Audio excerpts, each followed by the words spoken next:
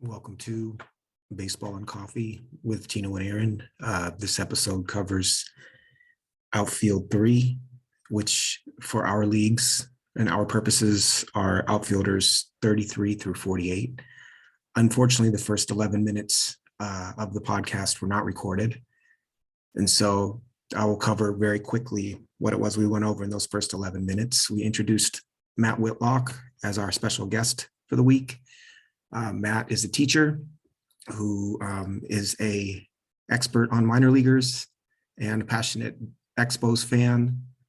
We mentioned both COVID and the war in Ukraine as being heavy on our hearts, but that baseball is our safe haven, and we still wanted to continue to talk baseball.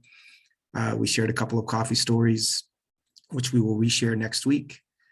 And then went over our Aaron and I's TGFBI strategy and NFBC recap, and welcomed back to our league Brandon Young, who was a bit MIA. We were worried about his well-being, and we're thankful that he was ghosting us only because of the heartbreak of last season, and he's right back in the league.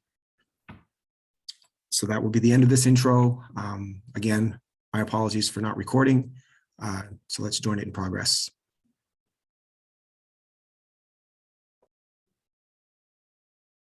And we're back. I have breaking news from a score sheet league of a very close friend of mine, but I'm actually pretty interested in hearing what you guys have to say about this trade. He was talking to me about it yesterday. So he traded. So in score sheet, they typically keep 13. It's a simulation league. He traded his first round, or his round 14, which is his round one, in a round 43, which is a top first year player pick, plus Jordan Walker and Reginald Preciado for Trey Turner. You guys have, I guess the question in that is, how do you value Walker and Preciado, and are you big Trey Turner fans? Well, that's Aaron's favorite player, so I'll leave it. Preciado. That's basically why I said it, is I wanted to hear Aaron's perspective on Reginald Preciado again. I think I would take the Trey Turner side of that. Yeah. I mean, there's a lot of unknowns there. I mean, I don't know what the player pool looks like and what his player options would be in round one, but I would assume it would be no one in the top 50. So unless there's salaries and things like that. But to me, you're giving up a lock. You know, we think Trey's a little overrated. He shouldn't be taken in the top 5, but he's definitely a top 15 fantasy player. Right. And you're giving up him in the hopes of that one of those guys might hit in 2 to 3 years. So the context is the guy giving up Turner is the champion and has quite a bit of depth, and so he was looking to build his team in other places.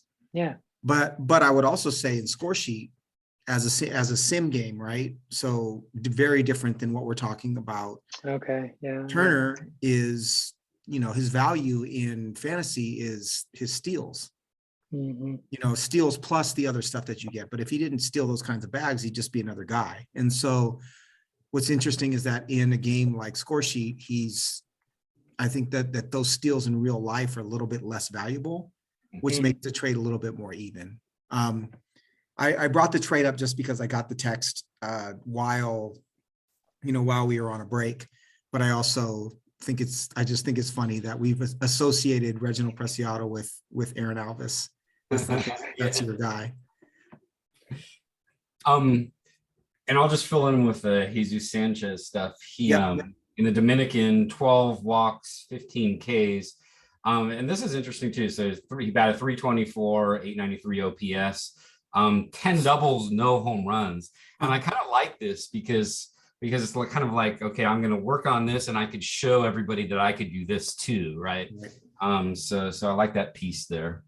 Plus, he's such a pleasure to watch. He's always smiling, always talking to himself.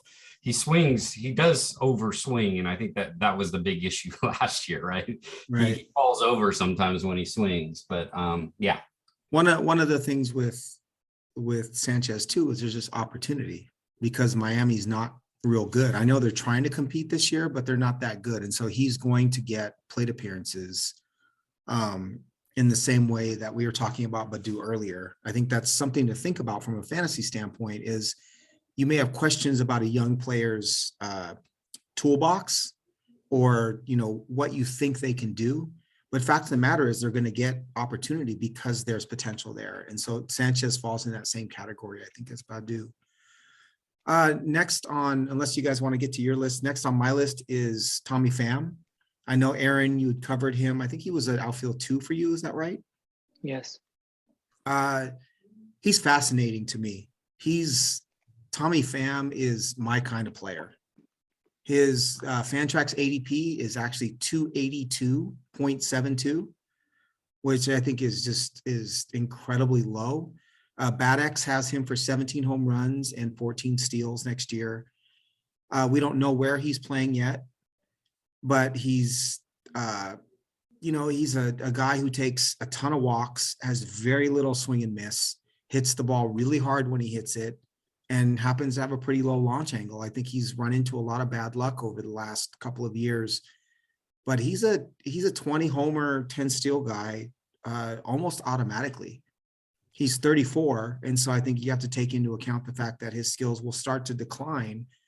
But the fact of the matter is he's still 77 percentile average exit, 86th percentile max exit, 84th percentile hard hit, 65th percentile barrel, and 70th percentile speed, right? So he's got all the skills that you're looking for, takes walks, doesn't swing and miss, hits the ball hard, runs fast. I actually wouldn't be surprised to see 25-20 from him if he ended up in the right park. If I was Tommy Pham, I'd be signing somewhere that was friendly to right-handed power. I would also consider, I know I ranked Garcia and Badu above him, but I would consider Tommy Pham in the outfield 2 group where you put him, Aaron, because of some of those underlying skills. I just think he's been a product of a lot of bad luck and is due to continue. The other thing to add is bump him up in an OBP league because he takes so many walks, and think about him, maybe drop him a little bit in an average league because his value is in his walks and his power and his speed, not necessarily his average. You guys have anything to add with Pham? One of the reasons I was so on him, in addition to just like appreciating his skills, is that his expected, like if you look at his expected stats, like he got very little results for very, very good contact last year. And so he's getting faded in ADP and such because people are looking at last year's stats, but the quality of contact that he had last year, he is the top of any board that you look at expected outcomes, especially when it comes to hard hit and power versus what he actually got.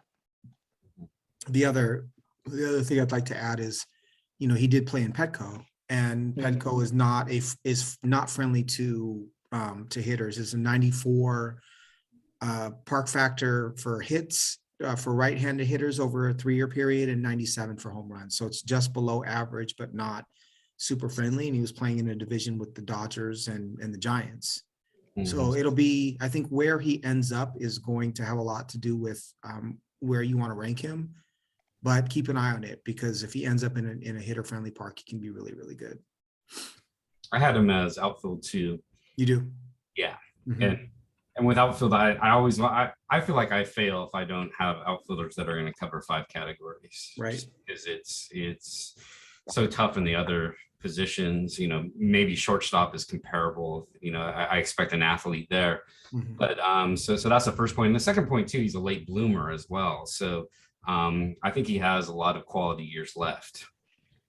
He's not worn out, right? He has, as both of you pointed out, he has had bad luck as well. So in a new environment, I could see him giving a lot more value. And even if his ADP was in between 100 and 200, I could see him giving more value than that if he's in the right environment. So more of a draft and philosophical question for you guys, so we don't go over all 10,000 outfielders in depth. Are you willing to take a Joey Gallo or an Adam Duvall if you start 3 outfielders as we do in our league? Like, is that a player that you're even going to consider, given the fact that you're not getting average and you're not getting steals from either of those two? What's your thought process around picking a player like that? Or I guess on the flip side, picking a player like a Miles Straw or someone who's going to provide you with a bunch of steals, but really nothing else. Aaron? I think it comes down to what you're trying to get done. I think there's a lot of thought and a lot of discussion and a lot of practice around building component parts of, I'm going to take this player who has a detriment and I'm going to pair him with someone who excels in that area to make up for that detriment. And I'm going to mash them together and make one player. It's one way to build a roster. Mm-hmm. And then you have, my particular preference is to try to build a balanced roster so that I'm not in a position where I have to take someone who is an obvious detriment to your team in a certain area. Sort of like Matt was saying, like he's trying to get 5 category production in all of his outfield spots. So, that's it really. And then the other thing that happens is players like that will fall, and then someone will just say, well, he's fallen far enough, I'll take them. Mm-hmm. And they should fall. And players that have an obvious skill gap like that, they should be valued less. So I guess those are kind of the 3, and I favor the second, where I'm not in a position where hopefully I don't have to reach on someone who has, a major hole in their game just to try to fill a category. Mm-hmm. Yeah, I tend to stay away from power no hit people, even if we're in a OPS league, right? Just because this is the sure area where I could cover 5 categories. I would even lean towards, since you did bring up Miles Straw, I have him at 48 here. I would lean towards having a steals runs only guy as opposed to a power guy, just because outfield gives me the flexibility of plugging him in on a weekend, right? If I'm 100 points up on OPS in a head-to-head going into the weekend, I have no problem putting Straw in there because he's going to have the highest probability of having me win that steals category. Mm-hmm. So yeah. And it is interesting, even if, and I thank Aaron for pointing this out to me through Forecaster, but the work that Forecaster does on consistency with hitters. It is interesting that a hitter like Straw, when we're looking at consistency and output in each week, he's right there with Kana, Schwarber, Pollock, and Verdugo, Grisham. He's right with those guys. And it's not just because of steals, the sense that he's going to bring runs. And I would even say that he has potential to go higher because he was kind of lost in Houston, and then all these stats came up in Cleveland. So if he's leading off the whole year in Cleveland, I have no problem taking him as a OF3 or OF4. Mm-hmm. It's interesting because from a power standpoint, so in my tier 3 within outfield 3, I called it my Rob Deere tier, and it's Gallo and Adam Duvall. Mm-hmm. And Gallo's ADP is 112.03 and Duvall is 224.46. And so it's almost twice the draft value of Gallo versus Duvall. I'm not an Adam Duvall fan, but I think that it's interesting that he's just enough of a better hitter from an average standpoint to make him almost worth the investment, right? So Duvall's bad X projection is for 33 home runs, 70 runs, and 80 RBIs, and a 790 OPS. Not great. If he's your outfield 3 and you have speed everywhere else, I think that he could play a role. But the fact that Adam Duvall is going to hit 240, like 230 to 250, makes it almost palatable. Whereas Gallo is someone who hit below 200 last year, but he's in New York, right? So if Joey Gallo hit 50 home runs next year, I don't know that it would be a surprise to any of us. Mm-hmm. So he's got this short porch in right field.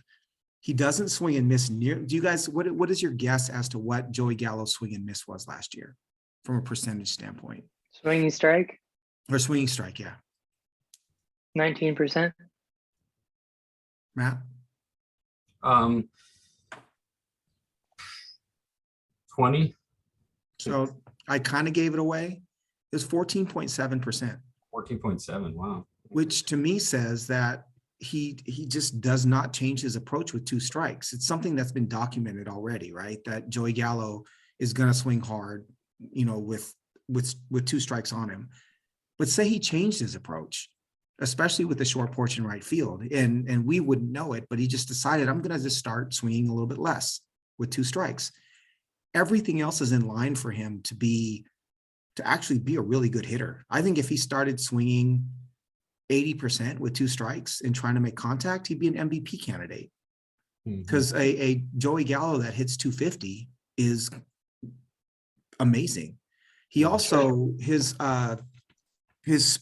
sprint speed was a 59, which also says to me that I don't know that New York's going to allow him to steal many bags, but I think there's potential for him to steal bags as well. So I don't know. I don't like rostering players to answer the question. I don't like rostering players who are all power and nothing else, because it forces you to scramble everywhere else.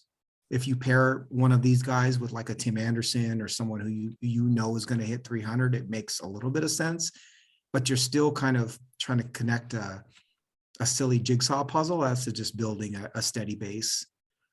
For me, it's a pretty strong stay away unless I can get them at an ADP that's much, much lower than where they're going right now. I think following the logic I was using for steals, it's not like it used to be with steals, right? Our steals guys are going to be 30 to 40 steals, right? And so I think you could, by analogy, make the same argument. I like to mix and match at outfield 3, outfield 4, and look who's, and having depth there and looking at who's playing and where they're playing. But you can make the same argument if you're behind in power. You could put a Gallo in over the weekend, right? And that's going to be the same probability of home runs, which is also going to give you runs and RBIs, as it would be putting a Straw in to capture steals. Yeah, I read it. I don't know where I read it. Just forgive me. I read, we all read and hear so much stuff, and it's narrative, and I try not to read into that. But there was a narrative put forth that if you look at his approach when he was in Texas the first half of the year, that it really deteriorated once he went to New York, and it kind of got in his head of like, I'm trying to lift the ball to right field, and kind of like what you said about the appeal of that, the progress that he had made. There was some underlying data that suggested he was maybe adjusting his approach a little bit. Right. And it kind of went to hell when he went to New York and felt like he had to prove himself. But again, that's narrative. I try not to play into that, but it does kind of speak to what you're saying of if he did, he's clearly talented, and if he took a different approach, with the skills that he has, what that might be like, but he's not young anymore. So I don't know if we're going to see that change or not, but he's definitely interesting, and he's very a polarizing player. Right. I had him at the end of my round 2, as we talked about last time, only because we're in an OPS league. I did so holding my nose, but right. He definitely a hold your nose and pick him kind of guy. It's in our league, it's interesting to see who's willing to take him and who's willing to take that risk, because he could win you a league, right? If he changes, to me, there's always a place on my roster for one player who I'm going to hope and pray that he's going to change his approach, right? Aaron, for you, it's Ke'Bryan Hayes. Ke'Bryan Hayes, his launch angle is 10% or 10 degrees next year. And Ke'Bryan Hayes is going to hit 30 home runs and steal 20 bags and be like the number 1 third baseman, potentially. Am I willing to take Joey Gallo and have him be that one risk for me? I don't know. I think he's, again, not at 112 ADP, but if he starts to fall because everybody thinks like us, he's someone that I would definitely take a risk on. I like him a lot. So there are a couple players that I'd like to touch on real quick within this tier, just because I find them fascinating. One is, where do you take Jared Kelenic and Julio Rodriguez? And the other one is, where do you take Seiya Suzuki? Aaron? I'll let you speak to Julio. Am I the resident Julio Yeah, expert? you're resident. Yeah, Julio whisperer. I have Kelenic down in a group of 4 young outfielders at the end of this tier, and Kelenic's one of them. So I have at my 47. Suzuki. I was trying to think of a funny joke I could poke at myself for never taking a risk on Asian-born players. But I couldn't think of a good punchline. But he's obviously, there's a risk of how he's going to transition to stateside pro ball, velocity, et cetera. However, I keep looking at the projections, whether it be Zips or the international scouts, and his Zips is aggressive. Who I've seen him, and I see an 831 OPS and 120 plus WRC plus, and then 2010 type season. But yeah, then I watch a video of him, and he's pulling everything. He's pulling off speed to right field time and time again. And he's just not going to have the opportunity to do that here. So yeah, I have him at 41 just because he seems like a balanced player with a good approach. He's going to land in a good spot, I think. The teams that have been rumored to be interested in him, the Giants, the Boston, these are teams that are contending teams that have a need, and he's not going to go to a team that's is in a poor offensive situation, poor lineup. So I have him at 41, right with Duvall. Yeah, that's where I would consider him. We took him as our outfield 4 in the NFBC. I was thrilled to get him there. He does come with some risk, but I think at outfield 4, it's worth it. If he comes over and only does 60% of what Zip says he does, that's not a wasted pick. Now, if he falls flat on his face, then we missed. But I think in this range, I would take the shot, but not any earlier. There's just too much unknown for those guys at transitioning. So he was my number 40, and I see it the same way. The Zips projections were pretty aggressive with him. Like I said on the last pod, I have no idea where to put Suzuki. I have no idea how to translate Japanese statistics or really scout some of the video that's out there on him, other than just guessing. I think it's interesting because so much of the transition for a lot of the players coming from overseas is cultural, right? It's very different. It's not, we all know he can play baseball. We all know he can hit the baseball. It's not like there's not velocity and good off-speed pitches in Japan. It's how does he adjust to being here? And so I think that him being a 20 home run, 260, 270 hitter that takes a walk, I don't think that's out of the realm of possibilities at all. I think it's something we can count on. Matt, do you have an opinion on Suzuki? Yeah, I have him in our range here at the top. Outfield 3. And I'm just depending on the scouts. So scouts are very high on him compared to other players coming over internationally. So some even want to bring him back to Matsui when he came over, not as a comp, but as far as this player has a chance to really meet the hype or what everybody's saying about him. So yeah, and I have him higher in Dynasty as well. So I have him outfield 2, and Kelenic the same way. I have Kelenic in our range right now for this discussion, and then I have Kelenic as outfield 2 in ours, and both of those, by the way, aren't out of the realm of Dynasty rankings, right? So Baseball Prospectus has both of them at OF2 and Dynasty. So quick question, how much did you increase Jared Kelnick's rank after you traded for him? This goes again back to the chicken and egg thing, right? So I trade for players because I research the, you know, I see higher value than maybe what somebody else would say. Sure. For you, I was kind of shocked because you tend to value Seattle players higher. So that even made me a little cautious, because I was wondering if you knew something about him that I didn't. But Sure. but I think of his end of the year stuff was solid. But even going back to his minors, you know, the strikeout rate last year was not necessarily predictable at all, right? So he was what, 14, 18% in double A, triple A. And you know, and all of a sudden jumping into the 30s here, but he was making solid contact at the end. And we know just from being in Seattle, you know, hearing the talk of him every day, he was really pressing. And I think what really made him press even more is this whole issue that we're trying to work out with the CBA, right? That he was very frustrated as far as what he felt like he proved at the start of the year. He felt like his contract was being manipulated.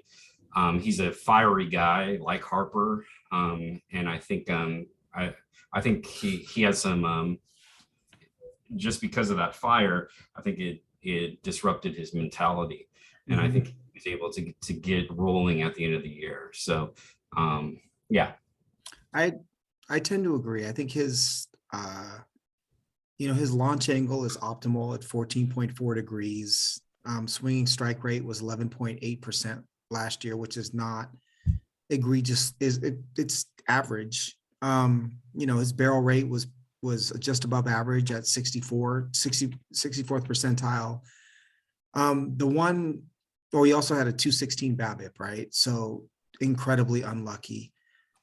He's not as fast as I thought he was. He's a 54th percentile sprint speed guy. I think he steals bags because of his, I guess, just ability to play baseball, and he's willing to try to steal as opposed to speed. And his spray chart was good. He hit the ball to, all fields. He played well in September and October, 7 home runs. I do think that the pressure got to him a bit, just being in the area and paying attention to local media. I know that there's tremendous pressure on him. He hit leadoff in the first 17 games that he started in Seattle. And so obviously there's tremendous pressure that comes with that. I don't see a star in Kelnick. That's why I traded him. I think that he's at his peak, he's probably a 25-10 guy with good average and good on base skills. That makes him, puts him kind of at the top of outfield too for me. But I don't see a star. I don't see him with the same athleticism and skill set as, Luis Robert or Julio Rodriguez or some of those guys. So I do think he's going to be a great player. I do think he's going to be a really important part of the Mariners moving for the next 10 years, right? He's the starting left fielder for the next 10 years. I'll root for him. But from a fantasy standpoint, I have to be smart about it and realize that he doesn't have the same upside as some of those other guys might. But he is going to be much better than last year. I think he's had a lot of bad luck and a tremendous amount of pressure. I think you're spot on with that. Can we talk about Julio for a minute? Do you guys mind? I'm asking I want to hear your permission. take. I want to hear your take as far as redraft versus dynasty, and your level of confidence on whether he's going to play this year. Or when, I guess, is more of the more accurate assessment there. So I think. Can we just rewind the prospect version of this? Right, exactly. So this might be wishful thinking, but I really do think the Mariners are going to go out and sign somebody big. They're going to sign Brian or Story. And they're going to go all in. I think that this is the year for them to go all in. I don't think that Anaheim is I don't think they're there yet. Oakland is totally on the decline, right? They're going to trade everybody. They're going to trade Laureano. They're going to trade Olsen. They're going to trade Chapman. They're going to trade Mania, they're going to trade Bassett. And then Texas doesn't have the pitching yet to really compete, right? So this is the Mariners. The Mariners have this window of a year or two to really take advantage of what's in the AL West. So if you're looking at the Mariners and you're saying to yourself, who's the best 9 we can put out there? There's no way in hell you're keeping Julio Rodriguez in AAA. You're just not. He's your starting right fielder and just hard, like full stop. I don't care who you sign. I don't care anything. You could start him in center, right? He's a better athlete than Kelnick is. Like you could start him in center and start Kelnick in left and start Haniger in right. Whatever the configuration is, those 3 are your starting outfielders and Kyle Lewis is your DH. Like protect Kyle Lewis because he's a great hitter. Kyle Lewis is your DH. Those are your 3 outfielders. Julio Rodriguez should get 600 at-bats in the major leagues next year. I don't care about year 6 for Julio Rodriguez. Sign him. Give him all the money. Don't care. You got Manny Ramirez 2.0, who's more of a leader, less of a dunce, and can hit anything that's thrown to him. He hits spin. He hits fastballs. He takes walks. Like he hits for power. He's got everything you could ever want in a hitter. I was looking at the Mariners a little bit more, and who's he competing with? Jake Fraley, Taylor Trammell? Like, how do you keep him out of that lineup from day one? He's a 60 hit, 70 power guy. And it doesn't matter if it's BA or Baseball Prospectus or anybody else. Like it's really, you can't debate that he's a 60 hit, 70 power guy. You could even say he's close to like maybe a 65 hit. So for me, I don't see anything that keeps him from being in that lineup at the latest, like the minute the Super 2 thing goes away, which gives him 400, 450 at bats.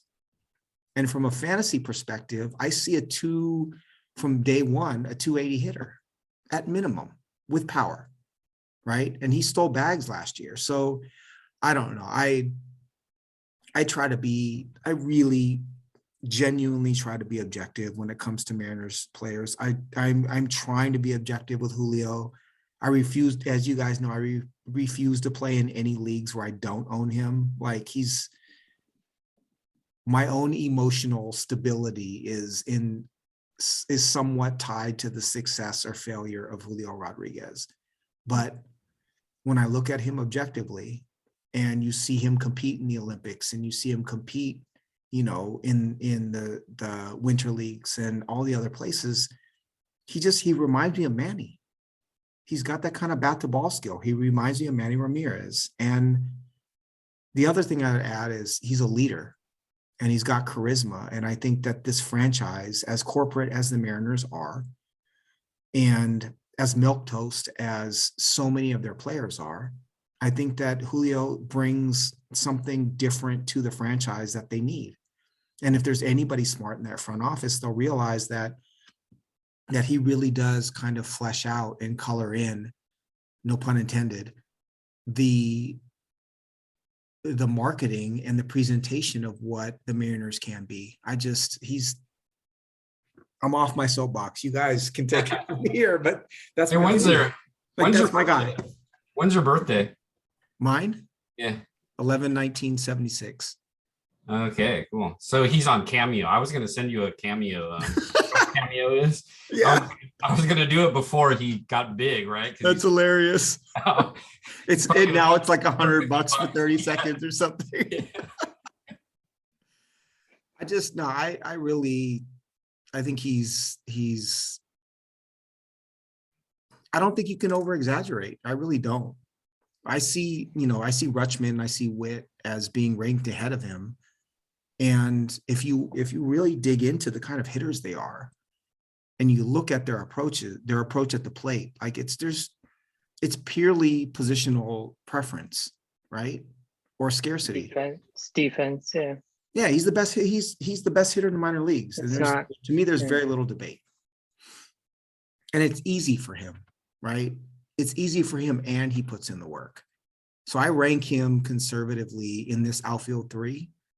I fully expect in 2023, when we're talking about our outfield rankings, that he's an outfield 1. I really do. I think that that's what. So in your dynasty ranking, where did you have him in outfield 1? Was he a 5? I think I had him at 5. I think you're right. 5? Yeah. Yeah, I remember. I appreciate that. Rewind the actually. tape. It was 5. I listened to you. He was at the top of tier 2. So it was Acuna, Yeah. Soto, Trout, Harper. And you said, Tier and I 1. quote, if I see anything early on, I'm going to move him up. That's right. You're damn right I will. So he was at the top of tier 2, above Tucker, above Betts, above Green. All right. So Let's move. that's enough about my guy. So where did you have him? What number? Number wise, I had him 2, 3, 4, 5. So he was number 5 in outfield 3, which would put him outfield 38 overall. Okay. Now both your leagues, has he been taken in your redraft leagues? Yes. So he was taken in, I don't know where he was taken in NFBC. I don't either. He was. I don't remember where it was. So interestingly, after that rant, when it came to NFBC, I didn't even talk about him with Aaron. Yeah. Because we were trying to approach it as objectively and as, I don't want to say mechanically, but we just wanted to make the right pick from a numerical perspective, right? We're trying to win and we're trying to prove ourselves to the so-called experts.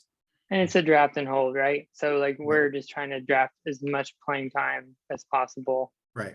To try to get through the attrition of the season. I mean, it's a different format. Right. No, I didn't have. And that's why, I mean, did we draft any rookies? I really don't think that we did. That really wasn't what we were doing.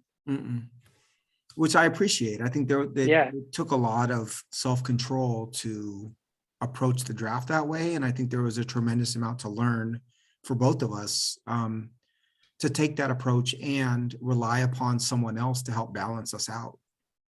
It was a really good learning, and it's something I'll take into my own personal drafts, having approached it that way.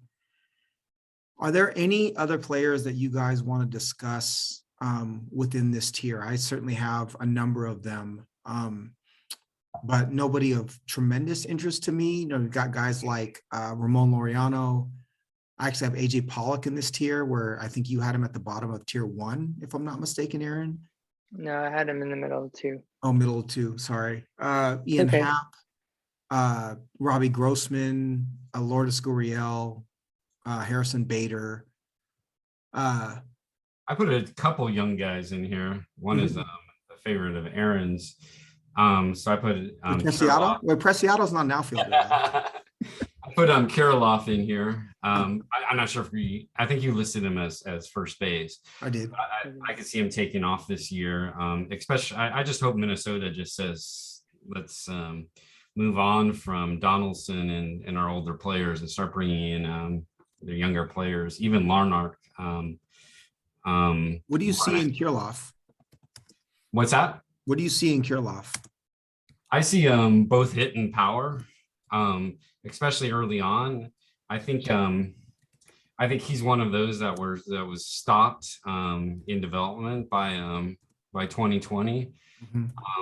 And I think lower minors, he showed the ability to have a 60 hit, 55, 60 hit, and maybe 6, and nobody's going to debate he's under 60 power, right?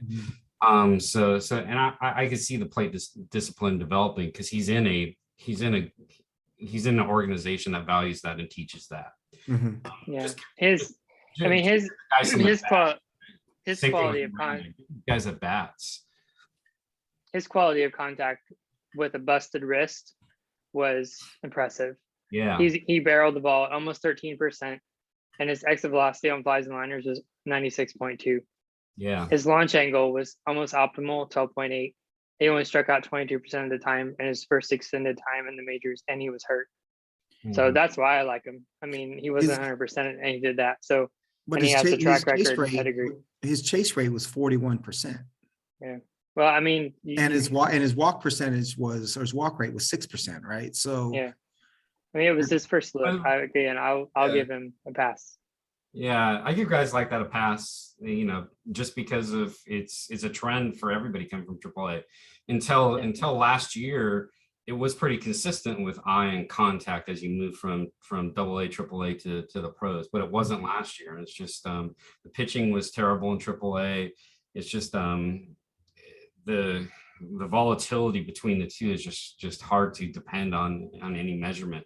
So that's why I like to see kind of the consistency in contact and lower minors as it moves into higher minors, and just seeing something there, right? And the same thing with Kellenic there as well. That I'm willing to forgive what happened last year as they moved majors. Yeah. We'll see. I mean, I had him at my first base 15. I don't think it's too aggressive. But he has to prove he can stay healthy too. I mean, he has not been on the field consistently even before this year. So I know he had surgery on his wrist, and hopefully he's right physically, because I was just encouraged by the quality of contact and the pedigree he has as a hitter. And then so we're going to take a quick break. Oh, go ahead. We'll take a quick break right here, and we'll come back. And we're back for Matt's next 7 minutes about Alex Kirilloff. Now I'm going to drop the Josh Lowe in here. I agree with you in this tier that you're looking for a guy or two that could break out and establish themselves in 5 categories. And this is a big risk. It's, and what is Tampa going to do? Everybody's watching on who they're going to, whether they're going to make the trades to open up space for somebody like Lowe. But I like his eye, I like his speed and his power. And I just think it's a good dice roll for a OF3 or OF4 at this point, in both redraft and dynasty. So you see him as a low average 2020 guy? Yes, exactly. Aaron, we know you traded for him in the offseason. What are your thoughts on Josh Lowe? I don't want to repeat. I mean, I think as I shared at the last pod when we were talking about prospects, I have not had him in our redraft ranks. I don't have him here either, because I have no feel for the opportunity and playing time. Sure. So in prospects, the reason I'm interested in him and what we talked about was his improvement at the plate in terms of approach and swing and miss, his ability to go other way and hit for power and speed. Think of again, not a comp, but like a George Springer top of lineup. What that can do for a lineup to have somebody who can hit a home run, but also steal a base and get on base for the guys behind him, and then hopefully improve on the swing and miss as he matures and gets older. So he's an older prospect, first round pick, and I love his ability to go all fields and hit for power. It feels like his success is in part predicated on a Austin Meadows trade or a Kevin Kiermaier trade.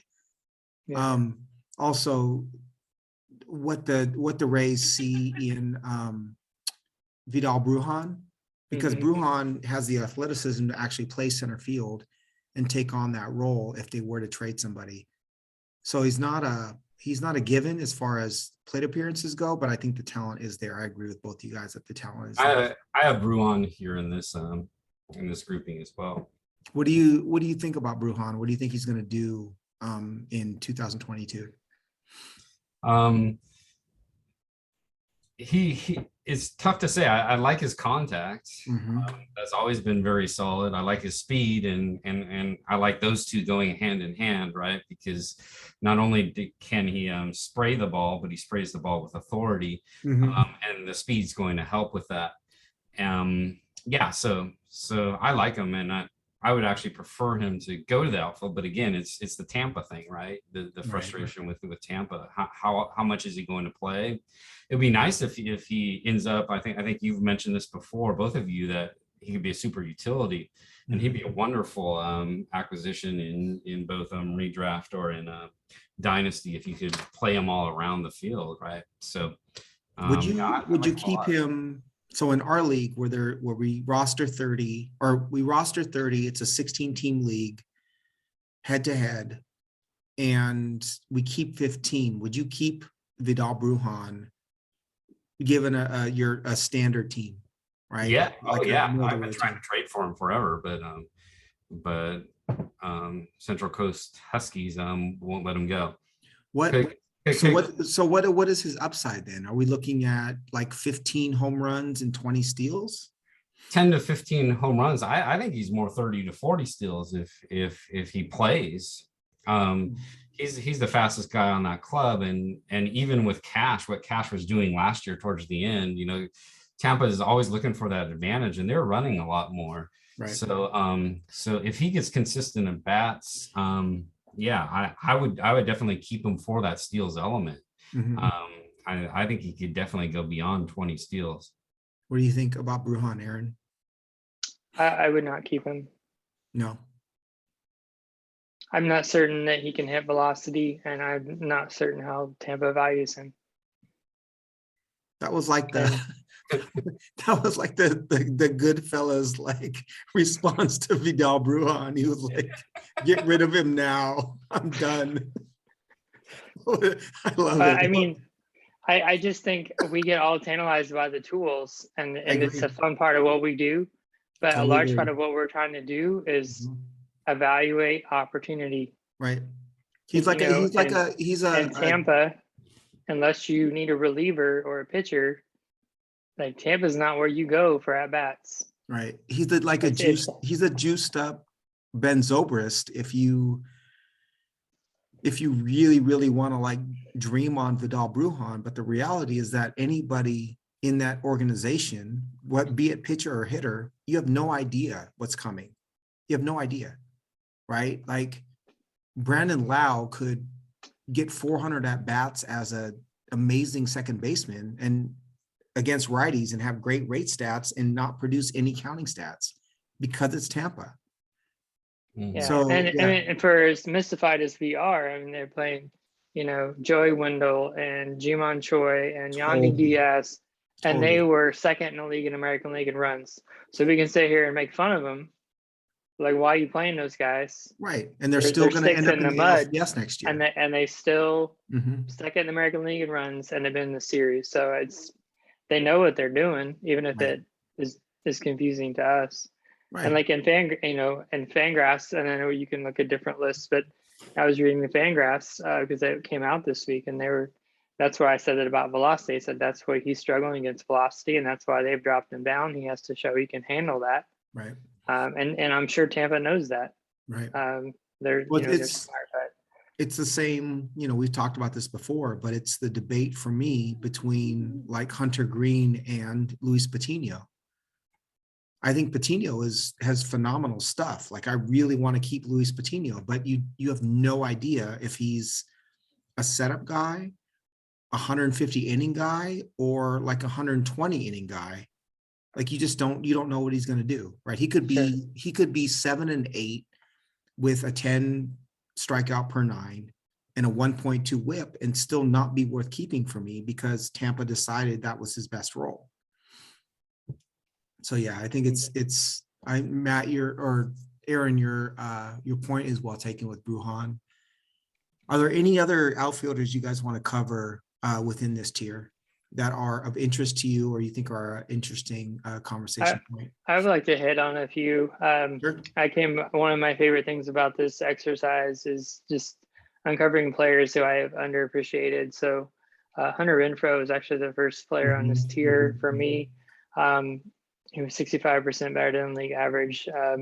According to Forecaster, he was in the top 30 in baseball and expected extra base hits. He cut his K rate down to 22%. He improved his performance against right-handed pitching. His OBP was 320, which is a notch above league average. And his quality of contact was really fantastic. And he went to Milwaukee, which is a very hitter-friendly environment. So not an exciting player by any means, but we talk about somebody like what are the powers you're going to get from a Duvall, right? And it comes with this batting average strain. He had an excellent quality of contact, cut the strikeout rate, ideal launch angle. He is a power hitter. He's always going to mash lefties, but he showed that he can be a pro against righties. So he was someone I have at the top of this group, and I just wanted to highlight. Benintendi, we talked about a little bit last time. Yeah. I have him the next one in this tier. Really balanced player, forecasted to hit cleanup for the Royals, an improving lineup. 818 OPS, 128 WRC plus, 21 and 11 home runs and steals, respectable hard hit, above average barrel rate, only strike out 18% of the time. So not super exciting, but a 29 guy, 28, batting cleanup, plays every day. And two other players I want to mention before we move on, Alex Verdugo and Kyle Lewis, very different players. I think Verdugo is underappreciated. I feel for the kid because he's good honest a guy who was traded from Mookie Betts, and that's a tough thing to live up to. Yeah, so he's kind of a clown in LA, and so he deserves the rap for what he did there. But he seems like he's maturing. He's a really good hitter. His launch angle is less than ideal, and he doesn't hit for power. And that's in our game, without home runs and steals, it's hard to be too much of an impact player, but he's going to help you in 3 categories, and he's just a really fantastic hitter. And then Kyle Lewis, he's been off injured, but as you said, the man can hit. He was top 50 in expected extra base hits, and his launch angle is right on line with where it should be. So I hope his legs are under him. I have him at the 4th player in this group and tier in this group 3 here, because if his knee is healthy, we saw that kind of impact he can have. And so I looked for him. I really leaned on you when you said you think he's the everyday DH. So if I could get someone who's going to DH and get 525, 550 at bats in the middle of Seattle's lineup as an outfielder 3, I would jump all over that. He could hit 25 home runs, even 30. I think, and I think that's realistic, right? And he could also hit 290. Yeah, he's that kind of really hitter. He really hasn't met his hit potential at all. No, he has not. So I know that comes with a big health caveat, but I think at outfielder are 36. That's one of the things I like about this range. I'll talk about this more at the end, but you can take some players here and it's not going to kill you. You can take guys that you like, or maybe a young guy who has yet to reach a ceiling, right? And it's not going to kill you if it doesn't hit. And I think that Julio coming up is actually going to help Kyle Lewis a ton, because they'll have 3 like decent defensive outfielders, and Kyle Lewis can, as long as he's good being a full-time DH, I think he could really, really reach his ceiling if he's given that opportunity to just be a hitter, right? Just think about hitting. Don't worry about the injury. Don't worry about, anything else other than hitting. But I could see him he could be like a Nelson Cruz with a little bit less power and a little bit more average. Like, he's that kind of hitter. He has that kind of talent. Verdugo is interesting because he's another one in that huge bucket that I've talked about week after week. If he could just elevate the ball a little bit more, Verdugo is a really good hitter. He sees the ball. It's 7.2% swinging strike rate, right? He sees the ball. He hits the ball. He's got the ability to go opposite field and hit the ball off of the green monster over and over and over again. I feel like if he could elevate the ball at all, he's a superstar, right? Right. He's one of those. Again, for me, if we have 30 spots in our league, there's room for 1 or 2 guys that you just say, if he can just elevate the ball, Cabrian Hayes, Alex Verdugo, like, if he can just, you gamble on the right guy and it could win the league for you, right? If Verdugo hits 25 home runs and hits 300, all of a sudden your outfield 3 is now an outfield 1. But I do think he has the bat to ball skills to actually do that. I agree with you that he was a little bit of a knucklehead in LA. But I like him. I think he's a good player. He's a player that is at minimum a decent outfield 3 for the next 6 years. And we don't get points for it. I mean, he's fun to watch in the field. Man, he can throw the ball. He is a cannon out there. He's just fun to watch. He's a good player. Doesn't matter what color the uniform is either. He wears white shoes every single time. And he's Mexican. He's from Arizona. Yeah. Like I love me some Alex Verdugo. I really do. Matt, are there any players you want to cover in this tier before we move on? Aaron covered just about everybody I had right there. Okay. Awesome. I have a very similar list with those last 4 that you mentioned. Mm-hmm. The only other 4 players the one thing I want to add with Verdugo, I know Boston knows what they're doing. I'm not gonna, who am I to say, but I wish he was batting 2 there. He's the perfect 2 batter. And I don't think he's the ideal leadoff hitter. But putting him down at 6, 7, not only doesn't help fantasy, but I just wonder, is he the ideal 6 or 7 batter, right? I know it's a good lineup, but still you want to spread it out a little bit. I want that contact at number 2. Yeah. So if I were if you were on my team and I were thinking about keeping him, I would be really writing letters to Boston. Why isn't he at number 2?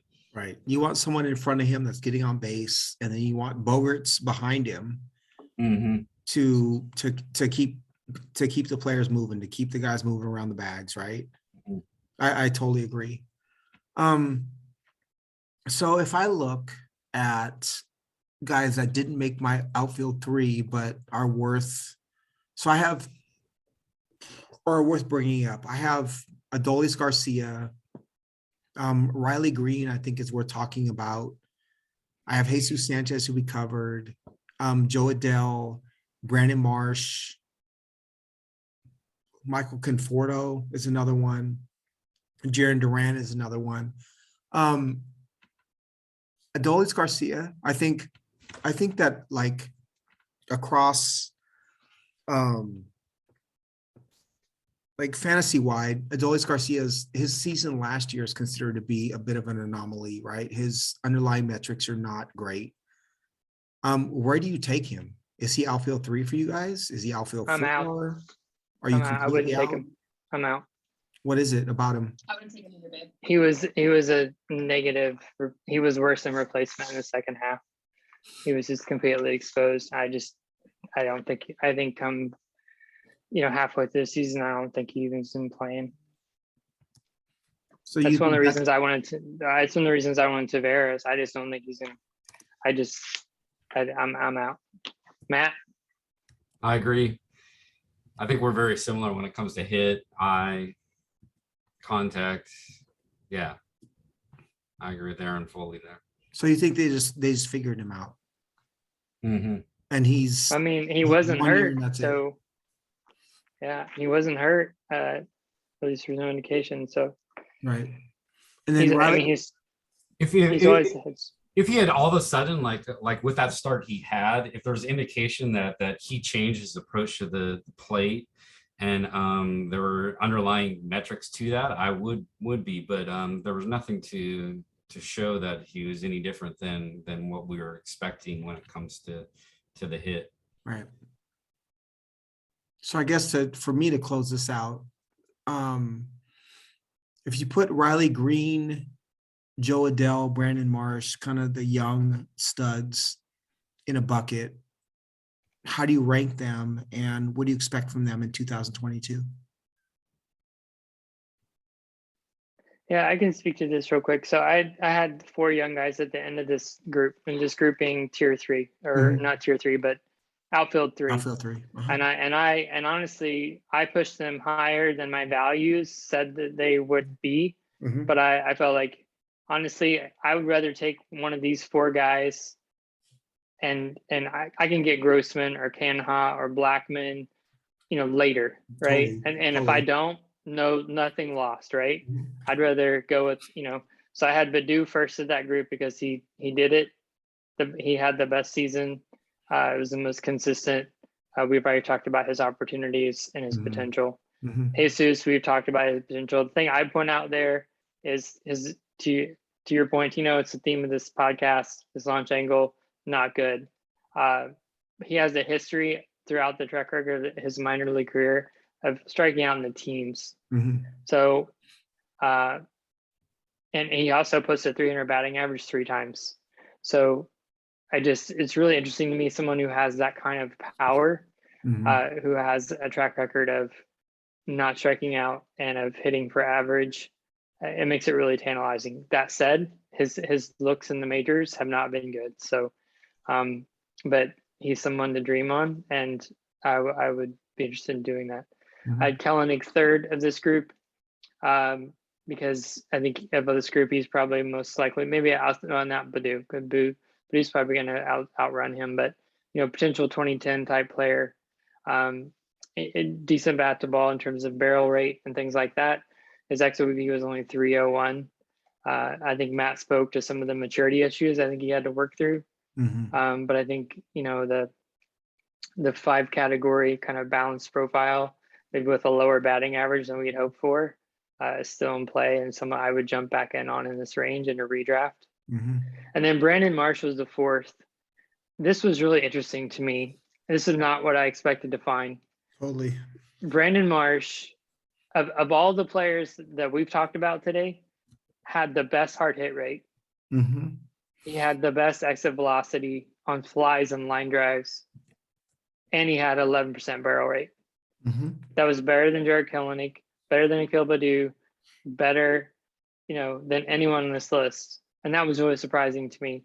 He also has a history in the minor leagues of double-digit walk rates. So his XOBP, even though he struck out 35% of the time and had a horrible batting average, his XOBP was 327. And a BABIP before 403. Yep. And that's because he hit the ball so hard and he hit like so many line drives. You get a better BABIP line drive. So that's not going to be sustainable.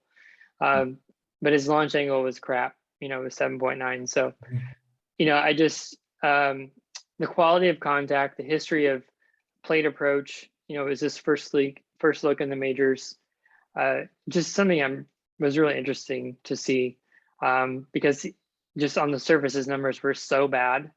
And the Angels really have not been able to bring in their talent to the majors. That it's just easy to just miss. And it made me think, okay, the skills that he showed from a bat to ball perspective are really interesting. And he has a track record of better plate skills than he showed in his first look. He's someone I'd want to buy back in on. So Matt, why are you hesitant to draft Brandon Marsh? I actually got a trade offer in my dynasty league, and I did turn it down. It was Marsh for I think it was either Miller or Cavalli, and I said no. My hesitation with Marsh is, besides maybe a story we should tell offline, my hesitation with Marsh is he's never really shown that power, and everybody's saying was expecting it to come, and I know it has to do with launch angle, but I just didn't. I'm just not sold on that yet. And the same thing with Adele as well, that I'm not sold on Angels improving their players, right? At any level. I think they're getting better now at the lower levels. There's some prospects that are coming up that are interesting to me, but he's a wait and see guy for me. Same with Adele. I like because of his talent and his speed. And what did he have? He was 98% sprint speed last year, and his exit velo can be incredible because of his athleticism. I just want to see the Angels being able to take advantage of the talent that they have. Right. Do you guys have any other outfielders before we move on in this outfield 3 conversation? I don't. I think that's it, man. That's my list. That's what I wanted to share. I'm fine. Yeah. You good? So from the overall outfielders kind of approach or thought, for me, I look at Acuna, Soto, Trout, and Harper as in a redraft, kind of like a must get, right? Assuming I don't have one of the top couple of picks. And I know that there are a lot of experts are putting Tucker in the same kind of area as those four, but Kyle Tucker doesn't make the same kind of contact as the other four. The other four to me are just like, you can put them in Ebbett's field and they're still going to hit home runs and steal bags and be good players. Whereas Kyle Tucker needs to be able to yank the ball to right field to be able to be the kind of like an outfield one. So for me, it's get one of those four. If I'm picking kind of from 4 to 12, and then Buxton and Luis Robert or Lou Bob are the only other two that are worth like the upside gamble until I get to outfield 3. It was really interesting to me when I looked at outfield. What I found was that Luis Robert and Byron Buxton were the only two that I really found had tremendous upside that I was willing to gamble on, that I was excited about, right? The rest of them are pretty predictable, or there's a lot of downside. And so, again, my approach is if I'm not picking Tatis or Trey Turner, I'm picking one of the 4 outfielders and then trying to get Buxton in round 4, round 5 as my upside play. What do you guys think about, like, what is your outfield approach? I know, Aaron, you and I have talked about NFBC, obviously, and TGFBI as far as our approach to drafting overall. And our outfield has been kind of our focus when it comes to what we've done rounds 1, 2, and 3. So what do you guys think about outfield? Me, I don't think I want safety in other positions. I want to roll the dice in outfield. I like your strategy of getting those sure guys at the start, and I agree with the concerns as far as Tucker goes. I want the 5 categories there. I think also the evolution of the position, you know, the ebb and flow when it comes to prospects. There's plenty out there, especially when it comes to dynasty. Mm-hmm. So I would get a top guy, like you said, and then wait for somebody to come up. Like Mm-hmm. you know, Baseball America is doing their position rankings now, and then they're ranking what the positions are as far as you know, the depth. Mm-hmm. You know, like first base got 2, second base got 2, catcher got 5. I think it's the first time catcher got a 5 in a long time, right? 5 out of 5. Right. And I'm sure outfield is always going to be, you know, 4 or 5, just because there's so many prospects available there. So yeah. So in both dynasty, I would top guy, wait, and then even with redraft, if we're looking outfield 3, that the outfielders we discussed today, I would do that same strategy. Aaron, what are your thoughts? Yeah, I think I switched this a little bit earlier. I think especially in a 5 outfielder format, like we've been working on here recently, having 2 of the first tier, I think is really important. Mm-hmm. I think, and what we're doing with our 3 outfielders set up in our 16-team league, and I don't remember if there was discussion of what the thinking was with that, but I don't know how common that is, but I think it does give you a little bit more flexibility with your build, needing only 3. I think the thought I hear a lot is discussion is like outfield is really deep because there's 3 on every team. As we talked about, I think on the first pod of the series, there's more platooning in the outfield. It's not as deep as you think. And I just broken record, I think in a 5 outfielder league, you need to get 2 in the first group, and it needs to be a priority. The infield positions are deeper. You can pick your spots. If you want to go after premium first base or third base or whatever the case may be for your build, to me, you should be prioritizing outfield in a 5 outfielder league. Mm-hmm. And like I said, skip on that middle tier with all that risk and all the sort of one tool type players, and then build it out later with balance and balanced players. Right. And take your shots. Have fun. It's a deep position. the dice. I agree. Like I said, outfield 1 is great. I love outfield 1. Outfield 2 was so milk toast and boring to me. And then outfield 3 was fun again. It was Badu and Kelnick and J-Rod and all kinds of super fun players. So to close this out, we'll move to our open forum segment. Can I give my prospects real quick? Yeah. Oh, absolutely. Go ahead. So I know you prepped them. And I know I'm going to get accused of things here, but I will just say that this is pretty consistent with prospectus in Baseball America. And your team. And my go team. Ahead. But go ahead. Which is based largely on that. And I do have my Brendan Davis defense ready to roll for you. So yeah, so he's known as Diet Coke Chris Davis here. Exactly. So I have J-Rod in his own tier. I have Green actually in his own tier, and then I go Davis 3, Carroll 4, Bean 5, Hassel 6, Matos, Bruin. I would probably put Valera a little higher. I'm not convinced on his hit yet, and I go back and forth on this, but I do like Alec Thomas a lot. If he could get that launch going, he's just been so consistent in the minors. He's quick. If he could get that launch a little better, his ground ball rate I think was 50%. Even though he did so well at AAA, I think he's an interesting guy even in redrafts, because he'll probably be leading off in Arizona for most of the year, and yeah, so he's a fun player for me. Yeah, so those are my guys, and my defensive Davis. I know Davis gets a lot of flack for his strikeout rate. I was literally just gonna say defend Brendan Davis at that ranking. I know he gets a lot of slack for his strikeout rate, but that has been quite volatile, right? So his lower minors wasn't that bad.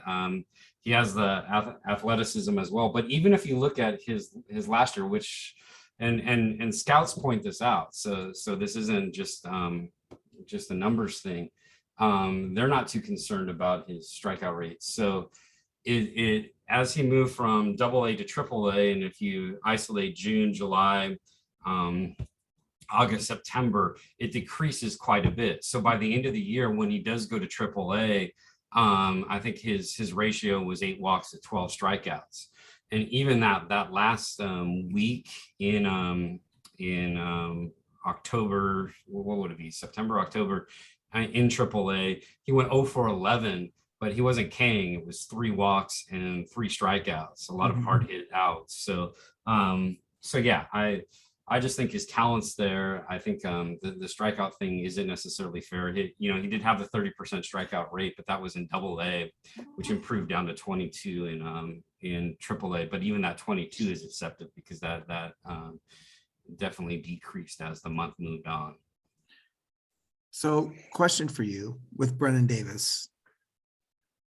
So obviously you're keeping him. He's he's like a cornerstone for your team, right? We get that. Yeah, I wouldn't necessarily call him cornerstone, but I like, he's one of my 15, and he's right. Probably, number 10 or so out of my 15. So I guess what I'm asking is like, what is his, from a philosophical standpoint, if we step away, like what's his real upside?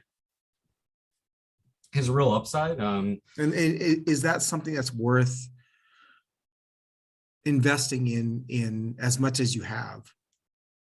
Yes, to me, there's the potential there. I think he has a high floor, I would argue, because of his power, and because of the opportunity he's going to have in Chicago. Right. And he still has that high ceiling. He hasn't. I don't think it's fair to look at steals in minors.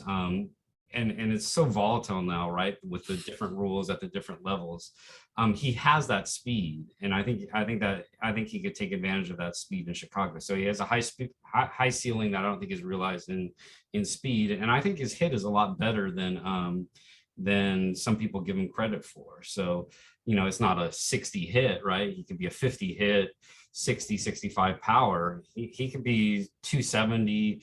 30 home runs, 10, 15 steals, pretty easily. So I'll take that in outfield any day. Right. And I'll invest in that in 10 years. Hey Matt, can I ask you a scouting grades question? Mhm. You know how they do the slash, so it's, you know, like their potential and then where they are. What does it mean when the first number is larger? So I'm looking at Brennan Davis, and this is from Fangraphs. So they have, for his speed, they have a 60/55. So does that mean he's overperforming his speed talent? Or does that mean that he is a 60 now, but he's going to settle to a 55? Yeah, Like, how do you? I think a lot of this has to do with his makeup, right? So he's still quite young. He's working out. I think a lot of this has to do with what's his build gonna be. So right now he's Okay. fast, but if he turns So is into it present, future then? He's gonna, Is the turns into college. Chicago has incredible deep dish pizza. Yeah. And it does. And it has incredible food. Chicago has incredible food. And so Brennan Davis is gonna go from being like, how tall is he? 6'3", 6'2", 6'3"? Yeah, let's see. Do I have it here? It's not listed in Fangraphs. Oh, 6'4", 210. So he's going to go from like 6'4", 210 to like 6'4", 225 because he's in Chicago. And he's going to hit like 3 more home runs and he's not going to steal bags at all. So he's going to end up like a 240, 26 home run, 3 steal. Oh, that's not fair. Oh, come on. He's going to be better than that. No, he will be. Absolutely. I'm flipping Matt a bunch of crap, but. And Matt, I'll accept your list, even though there was no Colton Cowser on it. Oh, well, Tino could testify. I've had him on there a couple of times. Okay. Well, I appreciate that. I like, we like the same hitters. Wait. Are we playing an OBP league?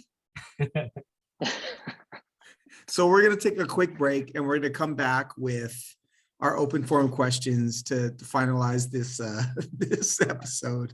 Be right back.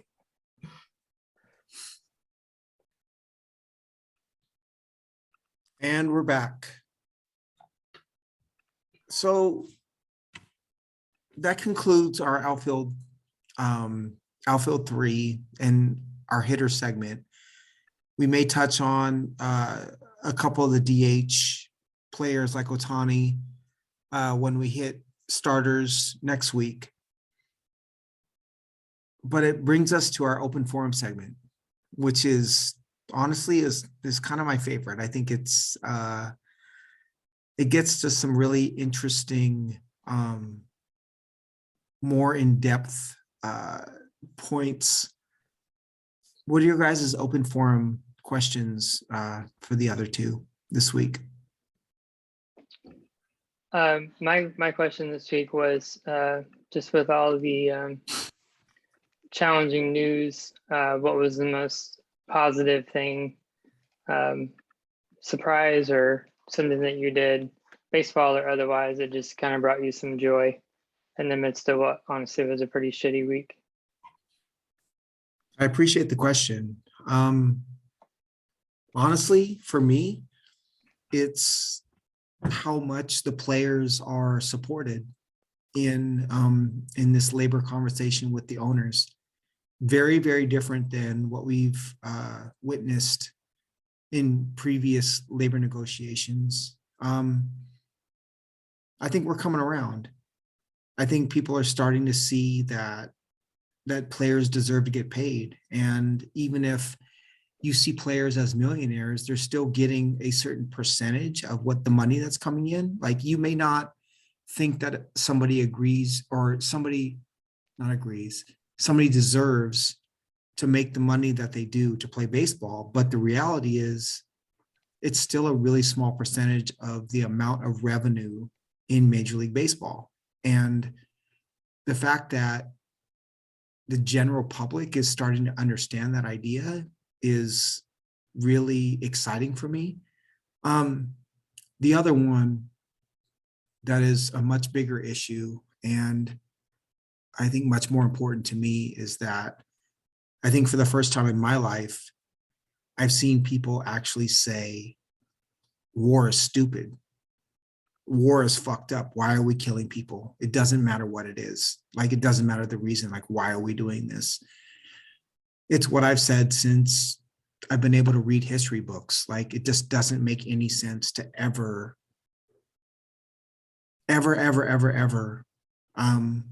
endanger someone else's life, right?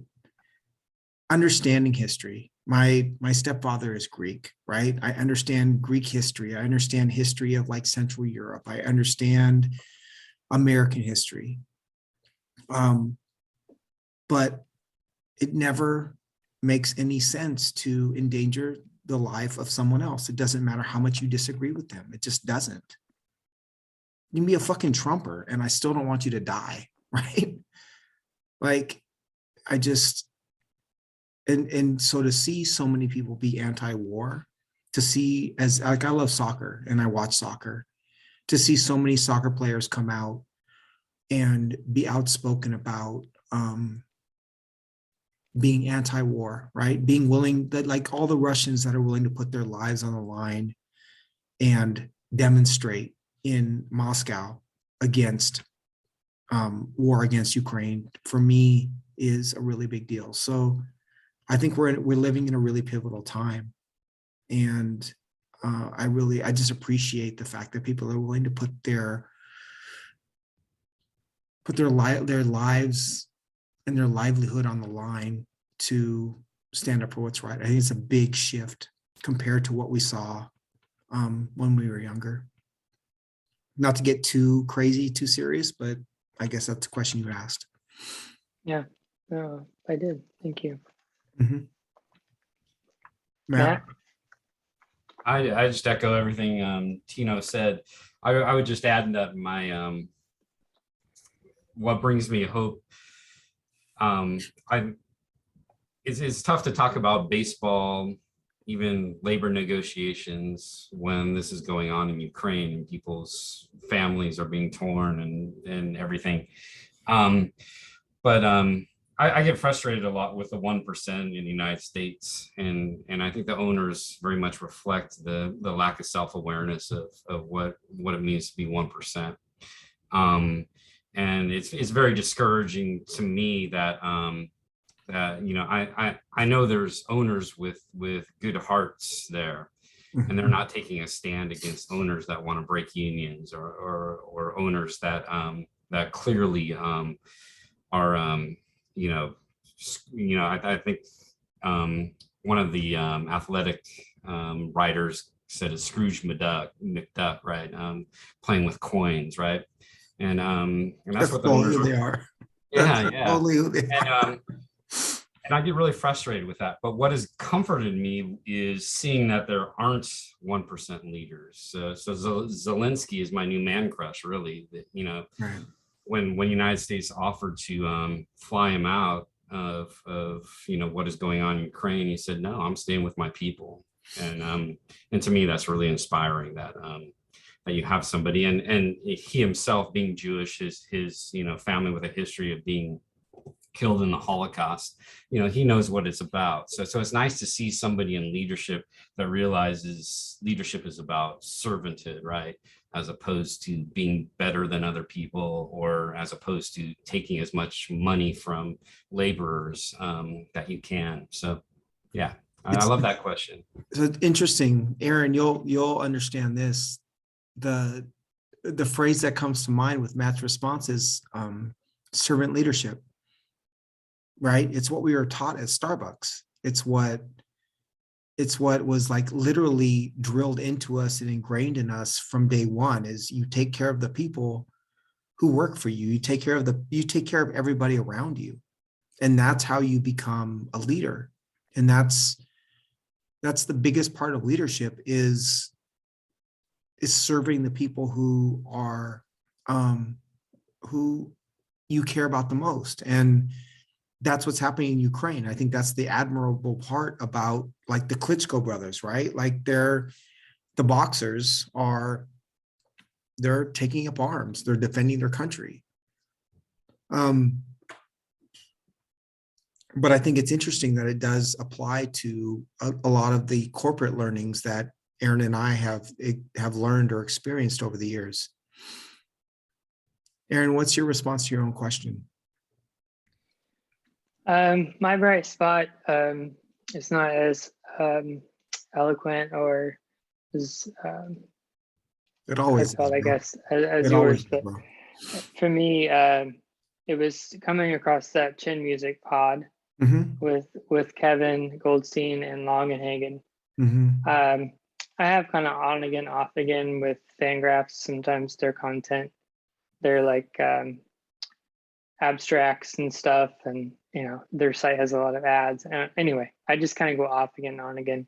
So I'm not on there all the time, nor am I a big necessarily proponent of their prospect rankings. But I've become with that pod familiar with that because of you, Tino. You mentioned it Mm-hmm. when you and I were talking about one of the things, and it might have been in this section actually of the pod. The Chin Music pod, right? Yeah, so it popped Mhm. up on my feed, and I thought, oh my God, another prospect, a big deal. I've heard 100 prospect episodes, but I turned it on and I listened to these two That's all it guys, takes and for me. it's clear that like their relationship and the respect they have for each other and like how they were feeling in that moment. It very much rooted me in the show, and like they were just very authentic with like how they were feeling. Right. And then going into the baseball part, they were like, you know what, we're gonna talk baseball, and if you don't want to hear it, don't listen. But that's what we're here to do, despite everything. We're gonna talk baseball. Right. And so once they started talking baseball, like I learned so much. Yeah, I just learned so much, and I listened to it 3 times because it was engaging. Right. It was engaging, interesting, and with all that's going on. And then also there was just a lot of really great baseball content there as well. Mhm. To just listen to how they think about the process. I love process, and to just hear them talk about the process they go through and the decisions they make when they rank these guys and rank these players. It was just really informative and really great. So just really thoroughly enjoyed it, and I got a lot out of it. I was really thankful to have come across it this week of all weeks because I needed some positivity. Right. Yeah, I think it's whatever we can get, whatever positivity we can get from anything. To me, like a podcast like that serves even more of a purpose in a time like right now, right? When we're struggling to appreciate or engage in the things that we love because there's so many other things out there that are even more difficult to deal with, or life and death for a lot of people, right? Yeah. So my question was more, I guess more is political, but not political in the international, like current international happenings. I found it interesting listening to, so Matt, you suggested that I listen to some of the Baseball America prospect rankings, right? And so I listened to the Twins and I listened to the White Sox. Like, the White Sox is all about Colson Montgomery, and the Twins was interesting conversation around like Austin Martin, whatever his name is, takes a bunch of walks, no power. My question for you guys is, like, listening to that pod, listening to scout forward, like metrics, like guys who don't really pay attention to metrics, it was really foreign. It was really different. I'm so used to listening to Eric Cross. I'm so used to listening to Fantrax and Toolbox, and like me and Aaron having these conversations about all of these different metrics that we research. And baseball is such a new, like a numbers-based sport.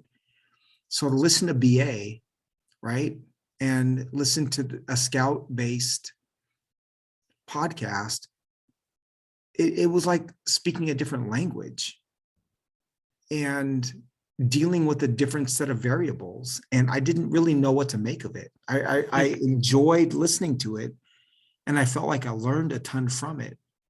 But like, how do you reconcile the difference, not even from a fantasy perspective, just from a baseball fan perspective? Like, how do you reconcile the difference between listening to BA and them talking about not being able to understand bat speed unless you're actually sitting like at the game and watching, versus looking at, like, I don't know, who's a good example? Like Dustin Harris, maybe? Like who's a good example of a player who has incredible metrics, but Kwan himself. oh, Stephen Kwan's a great example, Yeah. right? Like, and has come up in some of their discussions too, as right. far as they're the metrics people back here, kind of the fantasy people, and then the actual scouts up front, and the actual scouts kind of shaking their head, well, why do you like this guy, right? Right. And the scouts saying, well, we're not convinced, right? I just really, I struggle with how to reconcile like this old grizzled scout. I imagine myself, right? I'm old enough, I'm 45. I imagine I'm an old baseball scout who has watched baseball in the inner city for the last 20 years, right? And I know what an athlete looks like. I know what I know what Tamar Johnson looks like. I could name 10 like potential Major League Baseball players in inner city Seattle from the late 1980s through the mid 1990s who could be Major League players based on scouting, just based on watching the athleticism, the power, the speed, whatever it might be. Andre Winston was the best baseball player I've ever seen in my life, but he was a basketball player. How do you reconcile that with all the knowledge we have about sabermetrics, right? How do I reconcile what I saw in the city with all the guys I grew up with versus the database that I built about minor leaguers? Yeah. So that's my open forum question is like, yeah, what do you do with all that? Like, what do you do? It's definitely a both and situation. And to me, it's a both and in what am I ignorant about and what do I know, right? Mhm. So why I like Baseball America and Prospectus as well, they both tend to also have those inroads to front offices and what front offices are saying about certain players. And I frankly don't know that much, right? So for example, if we were in a, I don't think they would ever have a fantasy golf league. I don't know, do they have fantasy golf? But yes. Oh, they do. Okay. But I played competitive golf, right? So when somebody's talking about a golf swing, I know, and I could break down a golf swing based upon what a coach or somebody is saying. But where does Mickelson rank right now? Mickelson's swing? No, not his swing, just in general. I know there's some issues with league and just similar a couple. Yeah. But golfers have a lot more control over the product than baseball players, that's for sure. Right. But anyway, back to this. I know the basics of a baseball swing, but I didn't get that high competitively, right? I I played wiffle ball, and I understand what makes up a swing, but I kind of have to trust the experts. So what you made me think about is and I think this comes up a lot in my job, right? I'm an expert in one particular field. And since I became that and had to go through that training, I understand now that as somebody who always questions authority, that trusting the experts is not so bad, right? Because I know that somebody in another discipline that knows a hell of a lot more than me about it. Mm-hmm. I'm going to trust them because I don't have the time to sort through all that stuff. So I'm kind of the same way with scouts, that a scout, this is somebody who's done it for their entire life. They know what they're talking about when it comes to the baseball swing. And I'm going to put a certain level of trust in that and balance that with stats. Mm-hmm.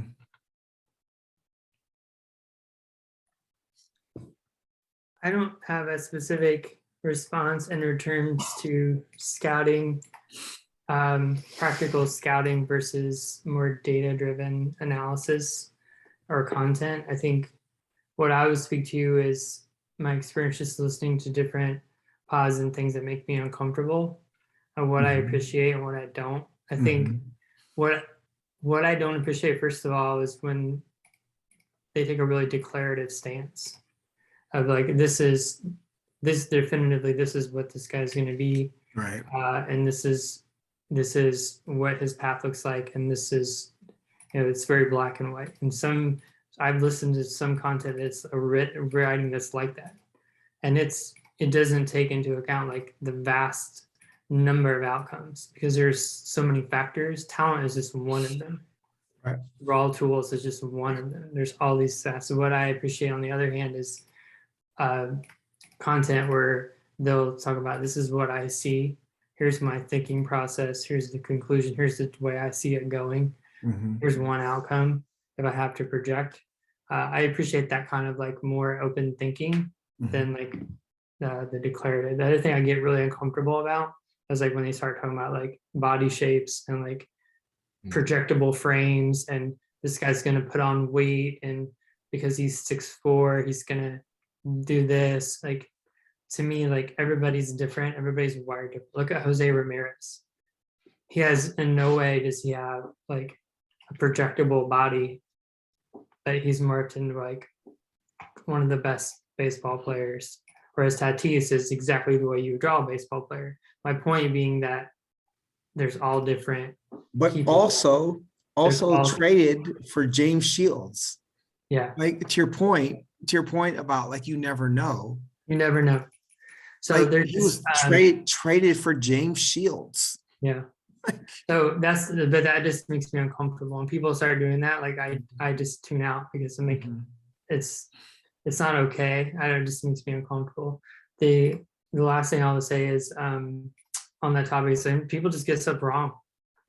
I was listening to Dugout Study Hall last week about relievers, and I'm gonna send it to you guys because we were just talking about a reliever pod, I think on The Athletic, which I thought was a great episode. Just a lot of great data and good entertainment as always. But so it was another reliever episode. I'm like, oh, I should send this to the fellows. Like, hey, it's on theme.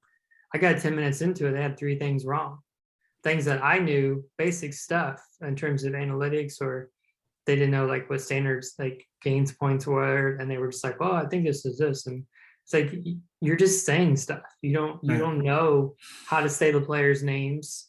You don't know this data, and you're trying to share it. Right. And I run into that more often than it should.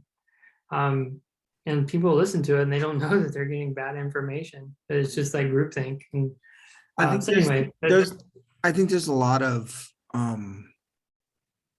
so without going too crazy into what you're saying, a lot of it is access, right? A lot of it is, I agree with you. I think there's a ton of groupthink, but I also think there's a ton of misinterpretation, right? Whether it's how to pronounce a player's name, or there quite honestly, there's stereotypes that aren't okay, right, that we run into over and over and over again. I think that's part of what you're alluding to. I guess part of what I'm asking is, I think the analytics crowd, right? The crowd that we are drafting with in NFBC and TGFBI, those are the people that actually will listen to a different perspective. I think that's the crowd where we can say, like, hey, like, let's not stereotype in this way. Let's not talk about this player in this way. Let's change the narrative a little bit so that we just take every player for who they actually are. Like that's the circle in which we're interacting right now. And there's a little bit of, there's value in that for me, that you and I, Aaron and I, have the opportunity to actually participate in this circle and ask that kind of question. It makes me think of this is like this Moneyball, but I know it's a movie.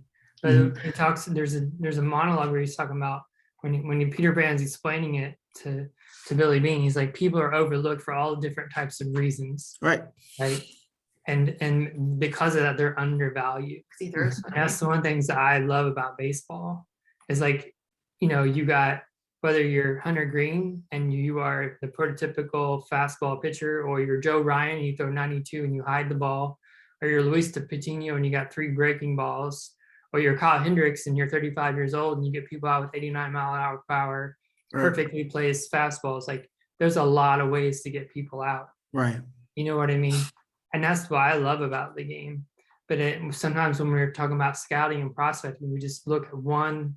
You got to look like this, and you got to run like this. You got to be 6'4",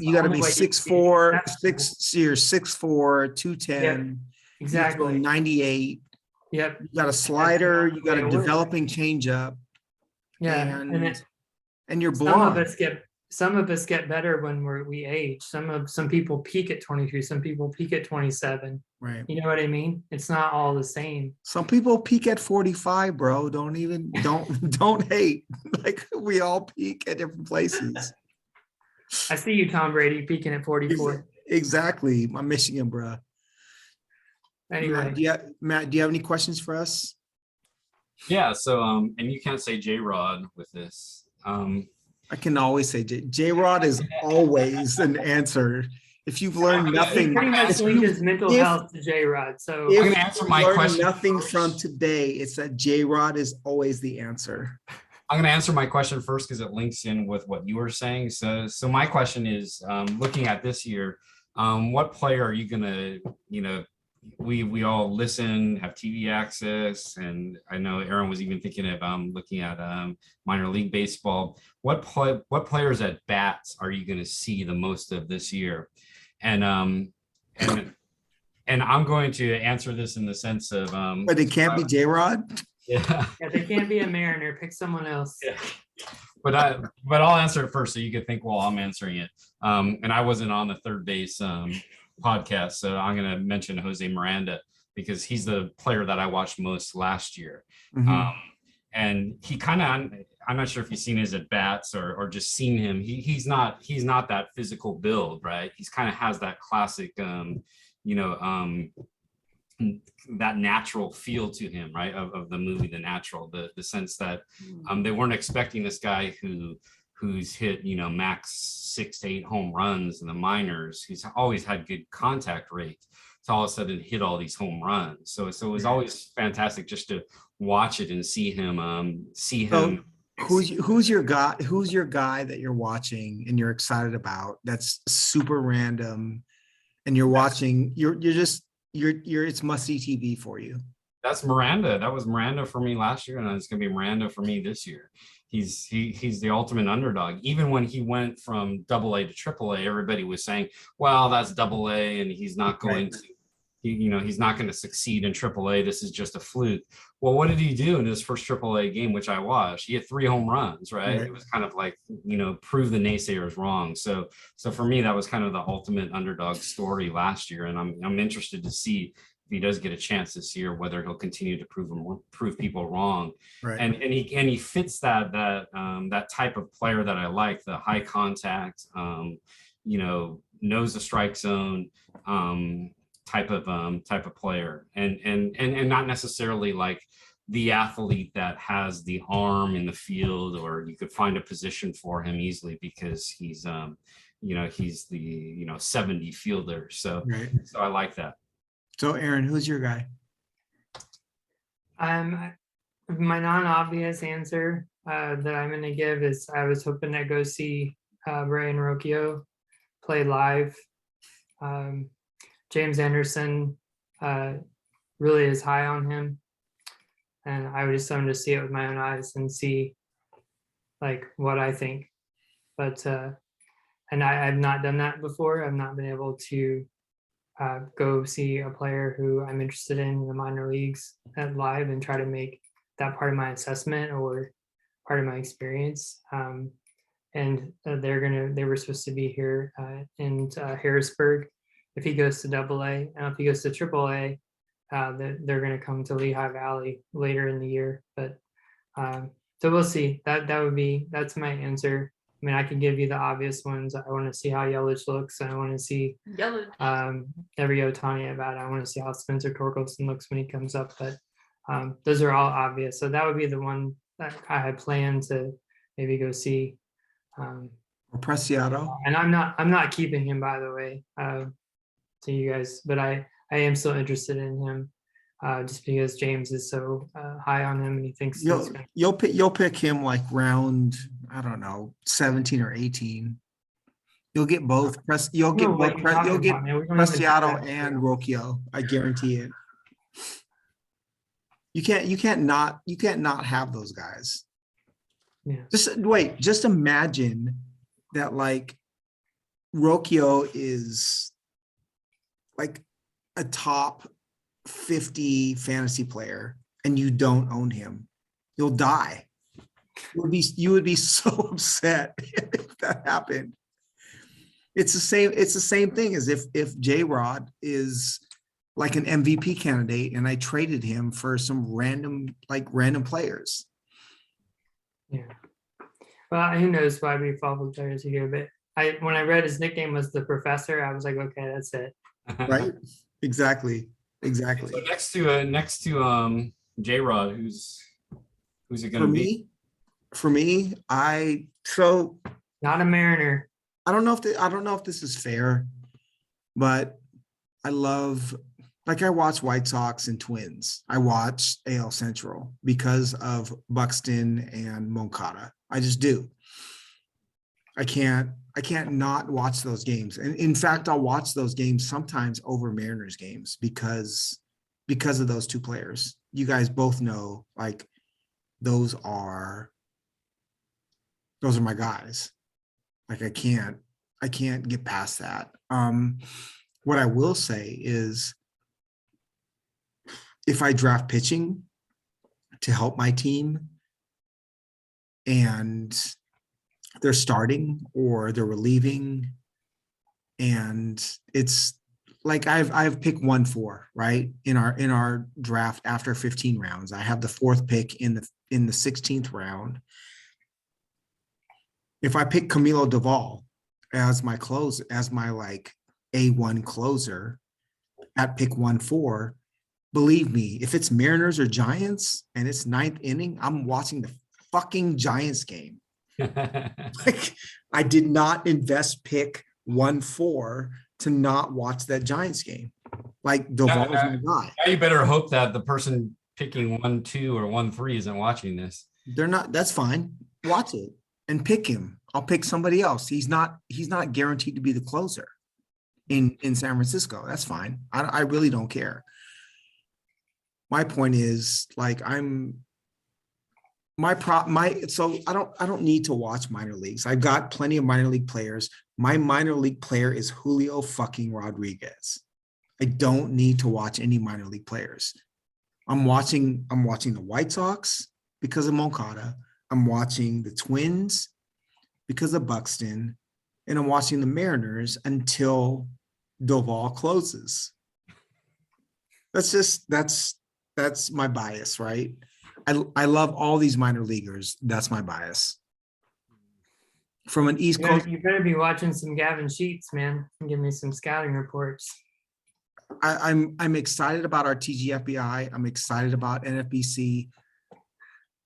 If I win Fantrax, I'm literally running from here to New York and back and waving a flag that says I fucking won.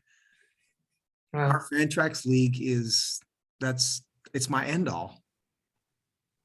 It is. I think it's nothing like playing with people that you know and you've come to know over the years. The Dynasty League right now that I'm in, I don't know anybody there. I don't even know what part of the country they're in. They could be, I teach college students. They could be all college students, right? But it's, it is more active right now because it's Dynasty, but it's nothing like Fantrax, just because I know you all, and there's the fellowship there, and then there's just the legacy that's being built there as well. Well, I'll also say, like, yes, the other 13 guys I know them. I love them. I've gotten to know them over the course of years of fantasy, or if it's Brandon or Patrick, like I actually know them as people. But like to beat you guys, I want to beat you guys. Like I want to beat everybody. And that, so for me, that league is more important than any like expert league. It's more important than anything.